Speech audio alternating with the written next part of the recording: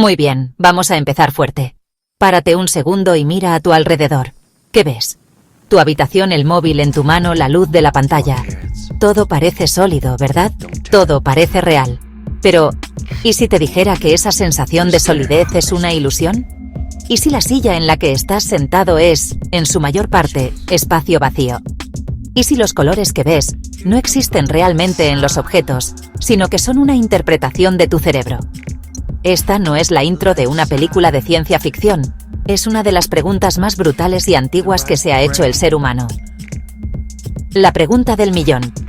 ¿Qué diantres es la realidad? Porque, seamos sinceros, damos por sentado que lo que percibimos es la verdad absoluta.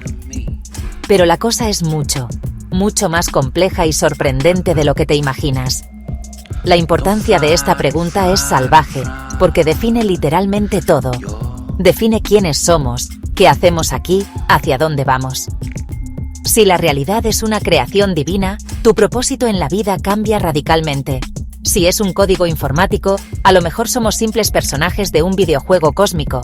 Y si es solo materia y energía chocando sin sentido, pues bueno, eso también nos pone en una situación bastante peculiar. Dependiendo de cómo respondas a esta pregunta, tu forma de ver el mundo, tus valores, tus miedos y tus esperanzas se transforman por completo. Es como elegir la pastilla roja o la azul en Matrix, pero a una escala que te vuela la cabeza.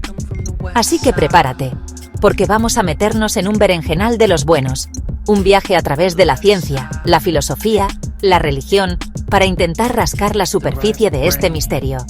La mayoría de nosotros vivimos en piloto automático.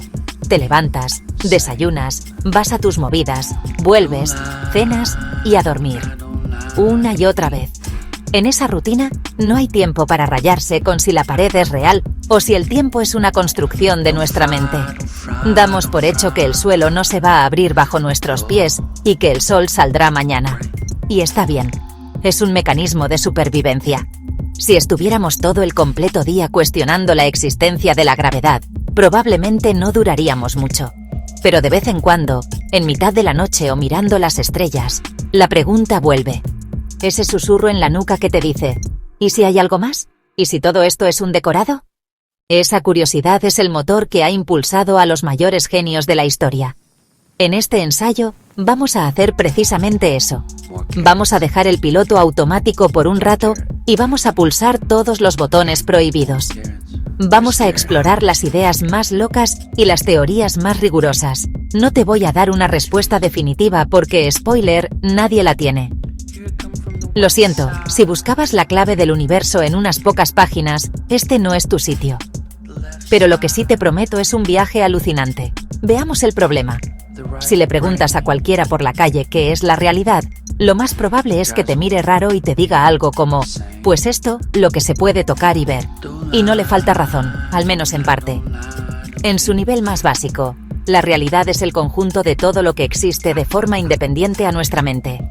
Es la silla, aunque no la mires. Es la luna, aunque sea de noche y no la veas. Es la suma de la materia, la energía, el espacio y el tiempo que componen el universo.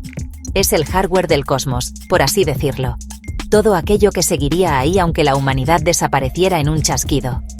Esta es la definición más simple, la que nos permite funcionar en el día a día sin volvernos locos del todo. Pero aquí es donde la cosa se empieza a poner interesante y el cerebro te hace crack. La explicación científica más aceptada hoy, 4 de septiembre de 2025, es la teoría del Big Bang. La idea es que hace unos 13.800 millones de años, todo el universo, toda la materia, toda la energía, el espacio y hasta el propio tiempo estaban concentrados en un punto infinitamente pequeño, denso y caliente. Un punto que los físicos llaman singularidad. No me preguntes qué había antes, porque la pregunta en sí misma podría no tener sentido, ya que el tiempo mismo empezó ahí. De repente, por razones que todavía se nos escapan, esa singularidad explotó. Bueno, explotó no es la palabra exacta, más bien se expandió a una velocidad demencial. En una fracción de segundo, el universo pasó de ser más pequeño que un átomo a tener un tamaño colosal, y no ha parado de expandirse desde entonces. En ese caos primigenio, la energía empezó a convertirse en materia, formando las primeras partículas subatómicas, átomos, luego estrellas, galaxias y, finalmente, planetas, sillas, plátanos y a ti, que estás leyendo esto. Esta es, a grandes rasgos, la historia del universo según la ciencia. Una historia de expansión y enfriamiento, de caos y orden. Una historia sin un porqué claro, solo un cómo. Pero claro, esta no es la única historia sobre la mesa. Desde que el ser humano tiene uso de razón, ha mirado al cielo y se ha preguntado lo mismo. Y durante milenios, la respuesta más común ha sido de naturaleza religiosa o mitológica. Casi todas las culturas tienen un mito de la creación. La idea general suele ser que varias entidades divinas, o una como un creador, un gran arquitecto, decidieron poner en marcha el universo. Aquí viene una de las cuestiones de la realidad más grandes con que te puedes encontrar. Hemos hablado de la realidad ahí fuera, pero ¿podemos acceder a ella directamente? ¿Podemos conocerla tal y como es? La respuesta corta y dolorosa es, probablemente no. Piensa en tus sentidos. La vista, el oído, el tacto, el olfato, el gusto. No son ventanas transparentes al mundo. Son herramientas de supervivencia desarrolladas por la evolución durante millones de años. Y como buenas herramientas, están especializadas.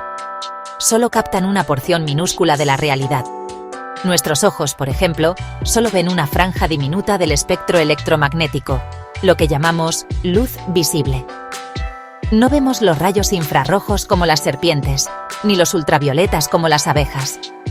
Lo mismo pasa con el oído. Hay frecuencias de sonido que un perro o un murciélago pueden oír perfectamente y que para nosotros son puro silencio. Nuestro sentido del tacto nos dice si algo es duro o blando, pero no nos informa de la estructura atómica que hay debajo. En resumen, nuestros sentidos son filtros. Recogen ciertos datos del entorno, los que han sido útiles para que nuestros antepasados no se los comiera un tigre, e ignoran todo lo demás. La inmensa mayoría de la realidad es invisible, inaudible e imperceptible para nosotros. Así que lo que llamamos percepción no es una fotografía fiel del universo.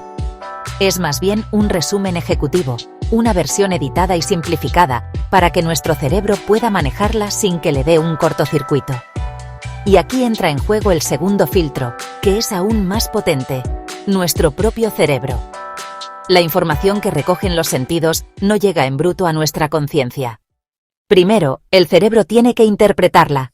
Y para hacerlo, utiliza toda la información que ya tiene almacenada. Tus recuerdos, tus experiencias pasadas, tus creencias, tu cultura, tu estado de ánimo. Todo eso influye en cómo percibes el mundo en este preciso instante. Por eso dos personas pueden ver el mismo partido de fútbol y tener interpretaciones completamente opuestas de una jugada polémica. No es que uno mienta y el otro diga la verdad. Es que sus cerebros, con sus sesgos y sus colores, están construyendo dos realidades subjetivas diferentes a partir del mismo evento objetivo. El filósofo Immanuel Kant lo explicó de una forma brutal hace más de 200 años. Dijo que nunca podemos conocer el noúmeno, es decir, la cosa en sí misma, la realidad pura. Solo podemos conocer el fenómeno, que es cómo esa cosa se nos aparece a nosotros, filtrada por las estructuras de nuestra mente, como el espacio y el tiempo, y nuestros sentidos. Es como si lleváramos unas gafas de color rosa puestas desde que nacemos. Un ejemplo cotidiano y tonto. Imagina que estás discutiendo con un amigo sobre la temperatura de una habitación. Tú dices que hace frío, y él dice que hace calor. ¿Quién tiene razón? Un objetivista cogería un termómetro y diría, la temperatura es de 21 grados centígrados. Ese es el dato objetivo, la verdad. La sensación de frío o calor es subjetiva.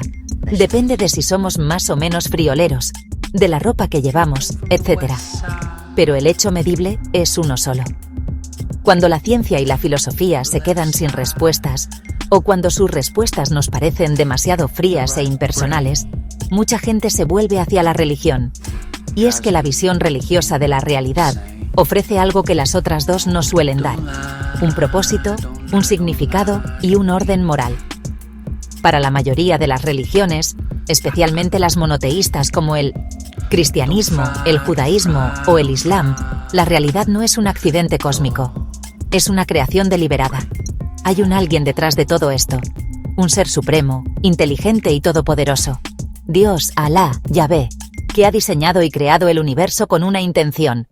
La realidad, en este marco, es fundamentalmente un acto de voluntad divina. Esta perspectiva lo cambia todo. El universo ya no es solo un conjunto de leyes físicas impersonales, es un escenario creado para un drama cósmico en el que los seres humanos solemos tener un papel protagonista. La realidad material, el mundo que vemos y tocamos, no es la única realidad, y a menudo ni siquiera es la más importante. Existe una realidad espiritual, un plano trascendente que está por encima del mundo físico. Si la religión ofrece respuestas basadas en la fe y la ciencia en la evidencia empírica, la filosofía se instala en un lugar intermedio y bastante incómodo, el territorio de la pura razón. A los filósofos no les basta con creer, pero tampoco se limitan a lo que se puede medir en un laboratorio. Su herramienta es el pensamiento, la lógica, el argumento. Se dedican a desmontar conceptos que damos por sentados, como realidad, verdad, conocimiento, hasta llegar a sus cimientos y ver si aguantan el peso.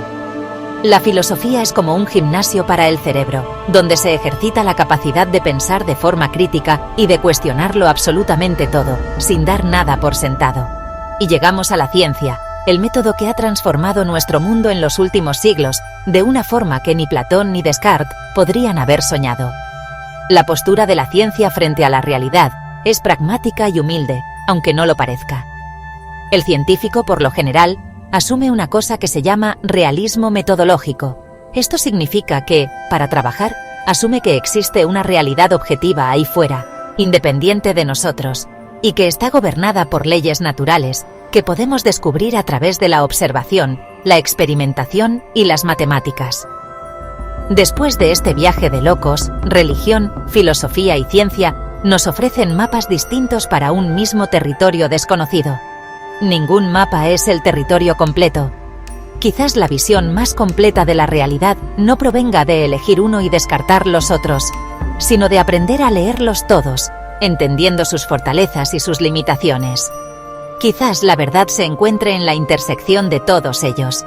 Al final, este viaje no termina aquí. Apenas hemos arañado la superficie. Cada respuesta que encontramos nos lanza de cabeza a 10 preguntas nuevas y más profundas. Y eso, lejos de ser frustrante, es lo más emocionante de todo.